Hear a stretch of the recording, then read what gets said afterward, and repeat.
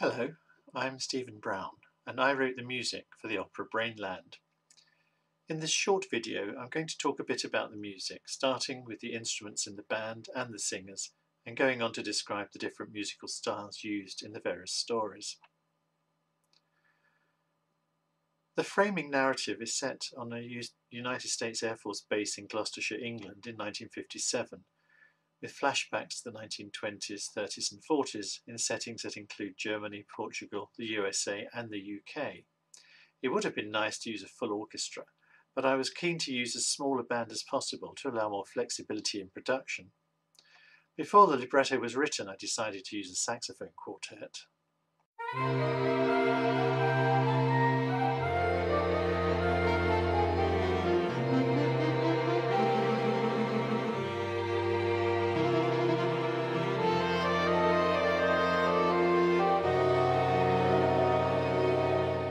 Where the soprano and alto saxes could also double flute and B-flat clarinet respectively.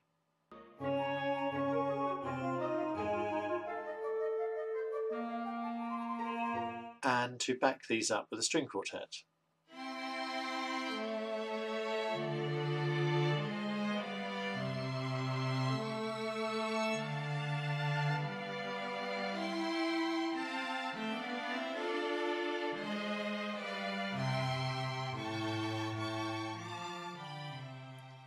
It's possible that in some acoustics the balance might be improved by amplifying the strings, though in most cases it should be okay.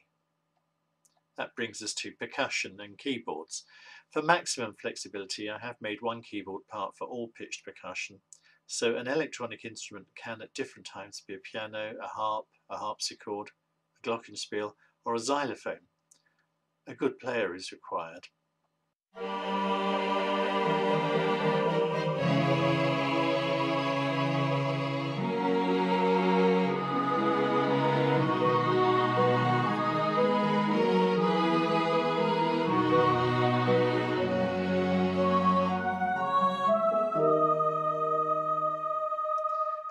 It became obvious that we also needed unpitched percussion, though I decided not to include a full drum kit.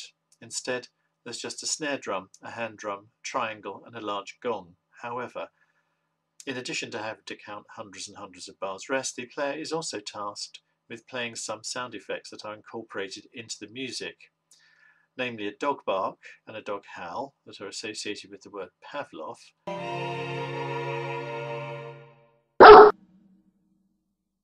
and the gunshots at the end of Act 1.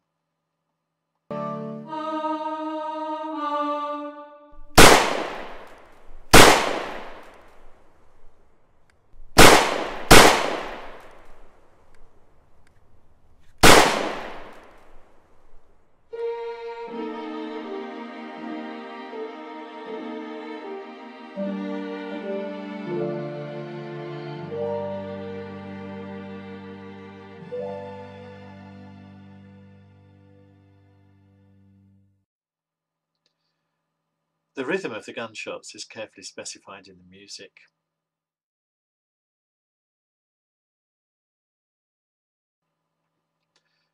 There are basically 4 sets of stories. Grey Walter and his Bristol-based team in the 1950s with American influences and a US excursion for Grey. Hans Berger discovering the brain's alpha rhythm in Germany in the 1920s and then being conflicted by the Nazis in the 30s and 40s. Moniz devising leucotomy in Lisbon in the 1930s, and Freeman devising the ice-pick lobotomy in the 1940s in the USA. Grey Walter has a leitmotif. It occurs at the beginning of the prologue and pops up frequently when he's involved. A version of it also finishes the opera.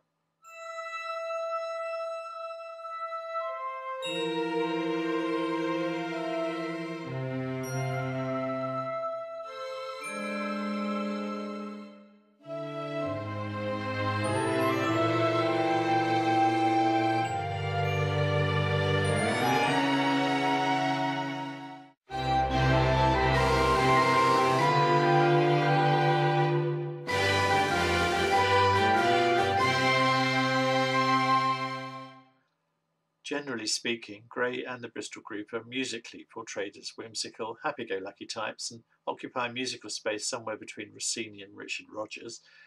In fact, that midpoint is probably Arthur Sullivan, with at times a nod to pantomime and music hall.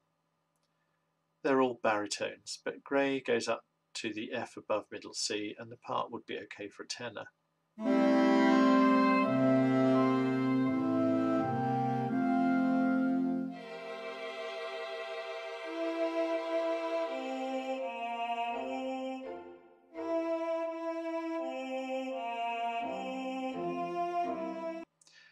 The finale has the Bristol team getting ready for their flight. The librettists came up with a very good chorus about the horrors of neuroscience.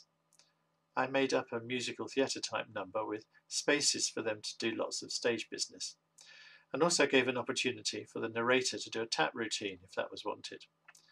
The narrator, incidentally, is a fictional character from a novel written by Grey Walter, and she's called Orchidea Jakes. So Grey Walter was a bit of a polymath.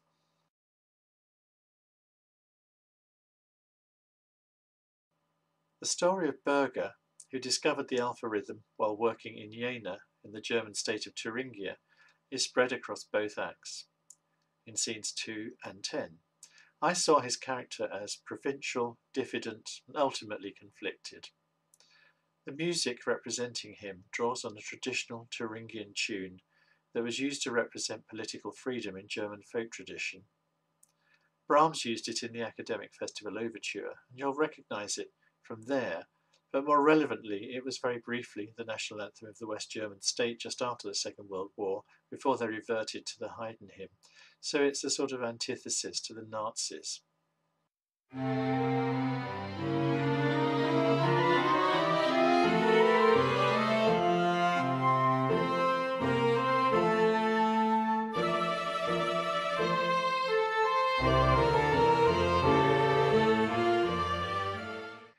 In Act 1, Berger's story is set in the 1920s and it's fairly optimistic, but there's a little passing reference to the Horse Vessel song and a bar or two of made-up klezmer pastiche, all to give a taste of what's to come.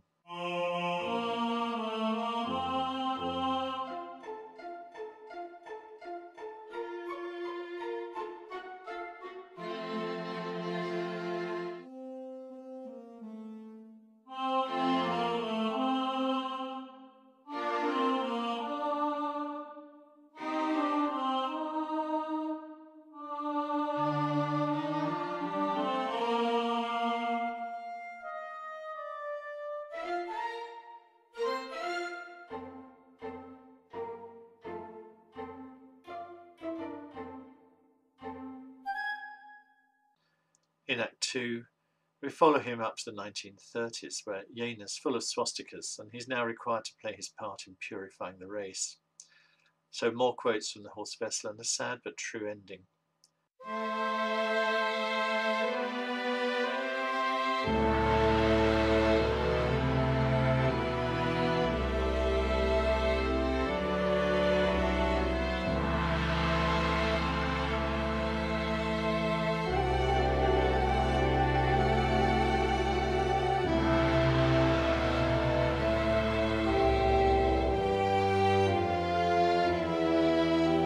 The alpha rhythm music is deliberately in 5/4 time with a rapid quaver beat and lots of squeaks to represent blips and artifacts in the equipment, as Berger described his background rhythm of the brain as 10 cycles per second, which is 10 quavers to a bar. The alpha rhythm does, of course, in real life have a bit of variation either side of that.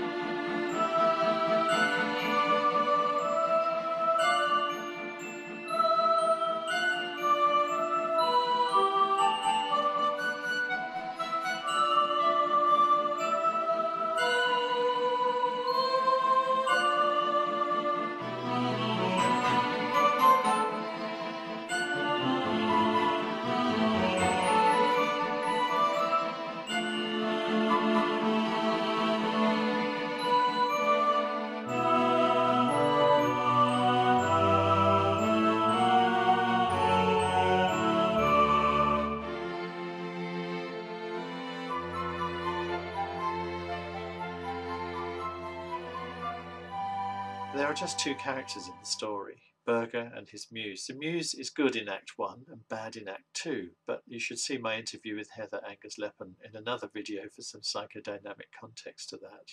Of course, the muse isn't a real person, she's part of Berger's psyche. Berger is yet another baritone.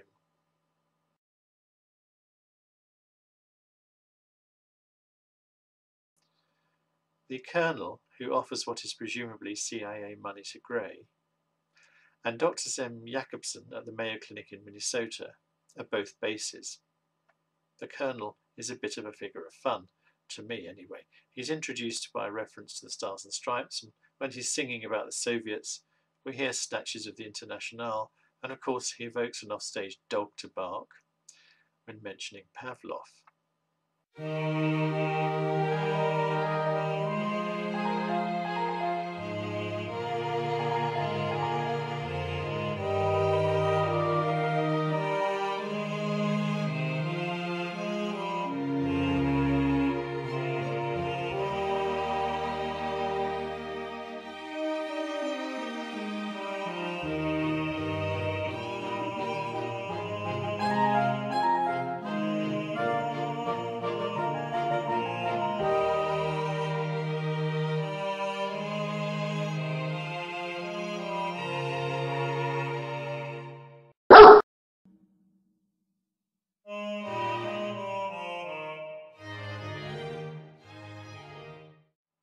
Sem Jacobson, who started using 64-channel intracranial electrode arrays, is a doctor from Norway who appears in scene 5 giving a lecture in the Mayo Clinic in Minnesota. It's quite a short scene. I started off by introducing him with a brief quote from Grieg's Piano Concerto, just for fun.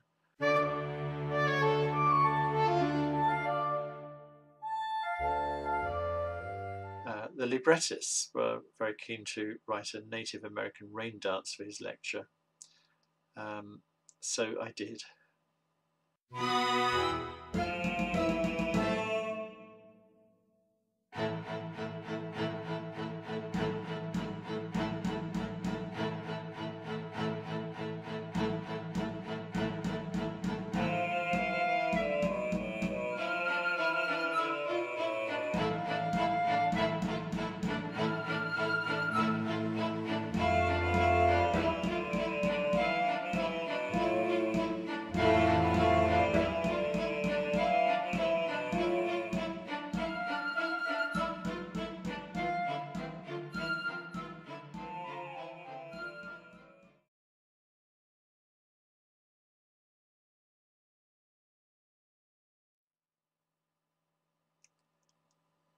Egas Moniz, who invented the leucotomy procedure, worked in Lisbon in the 1930s. He's a tenor, and he gets some high notes. His story is told in scenes 6 and 7, and although Act 1 ends, and this is a spoiler alert, with him being shot by a patient, in real life he did then go on to receive the Nobel Prize in his wheelchair some years later. The music is all original and is intended to channel Portuguese fado, although I know it's a pastiche and really just sets a suitably, vaguely Southern European melancholy mood.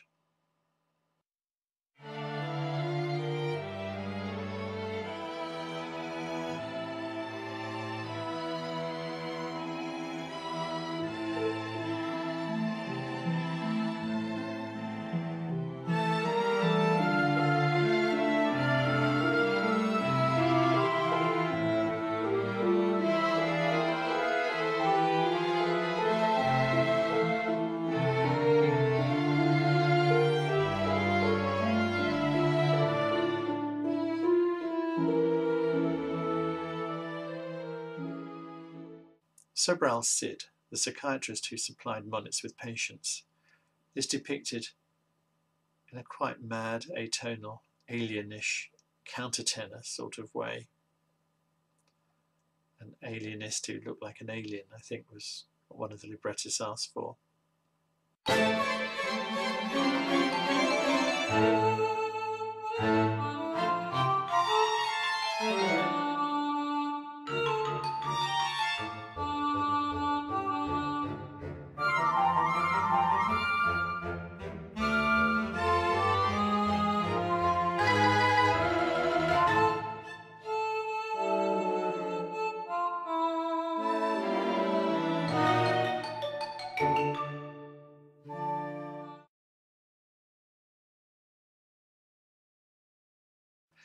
Monitz's American disciple, Walter Freeman, who appears at the beginning of Act 2, introduced the ice pick lobotomy. He came across to me as a crazy egomaniac, though perhaps not all see him that way. I think he was definitely a dangerously enthusiastic early adopter, though. The musical style is what I would call atonal stroke bonkers. Freeman's another baritone with some difficult counting in the part.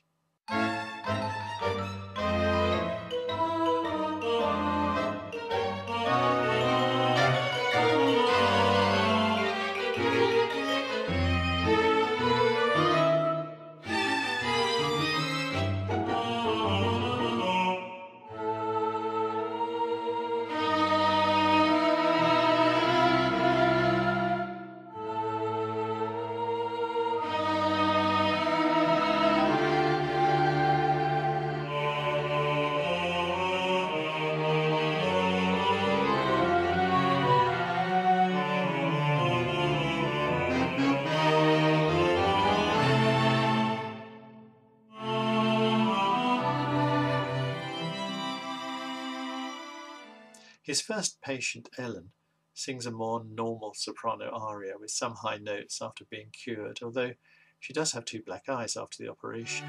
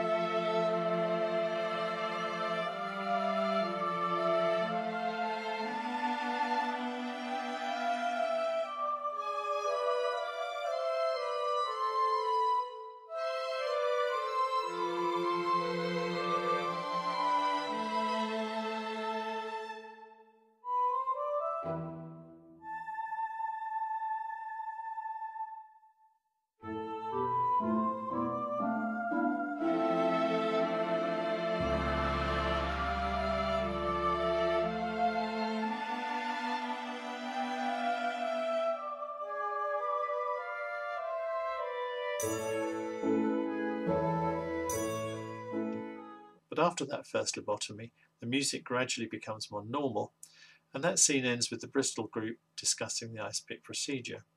As it's Greywater's gang, the music reverts to a sort of vaudeville song and dance routine, ending with a short Handelian recit to move on to the next scene.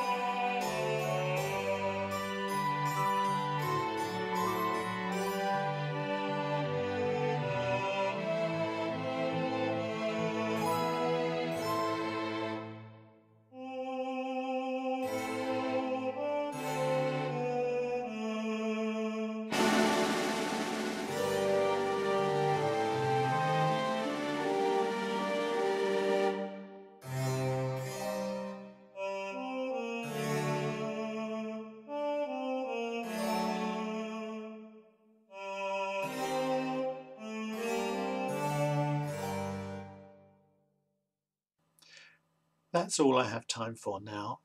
Thanks for watching, and please look at the website brainlandtheopera.co.uk, where you can hear all the music and read the libretto and also find out more about us. Goodbye.